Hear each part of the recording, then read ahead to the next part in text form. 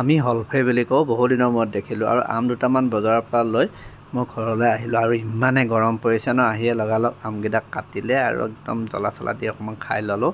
খুব ভাল লাগিলে, বহুত ৰ'দ বাহিৰত। আৰু আমি নৱ আৰু মই গৈছিলোঁ, বজাৰ দুটামান আছিলে, তাৰ কিবা বজাৰ আছিলে, মোৰ বজাৰ নহয় দেই, নৱনীতৰহে বজাৰ আকৌ। আৰু এনেকৈ আহি আমি শিৱদৌলৰ ওচৰতে ৰিয়েল বজাৰ এইখনতে সোমালোঁ আজি বজাৰ কৰিবলৈ। বেয়া নহয় পিছে, খুব দামবোৰ অকণমান কমকৈ দিছে বাৰু।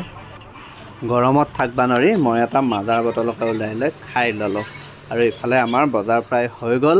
বজাৰখিনি বোলো তই ল, তোৰহে বজাৰ, গোটেইখিনি তাক ল'ব দি গাড়ীত উঠাই ল'লে। গোটেইখিনি গাড়ীত ভৰাই লৈ আমি এতিয়া যাব লৈছোঁ বম বম ভোলেনাথ। খুব ভাল লাগিছিলে পৰিৱেশ। আৰু আমি এতিয়া বৰপুখুৰীৰ পাৰে পাৰে ঘৰলৈ যাত্ৰা। ঘৰ আহি পাই দেখিছোঁ বান্দৰকেইটাই পিছফালে খুব সুন্দৰকৈ আম খাই আছোঁ। ৰ'ব, আমি যে বজাৰ কৰিছিলোঁ, এয়া আমাৰ নৱৰ ল'ৰা মিভানৰ অহা সোমবাৰে আছে ভাত মুখত দিয়া।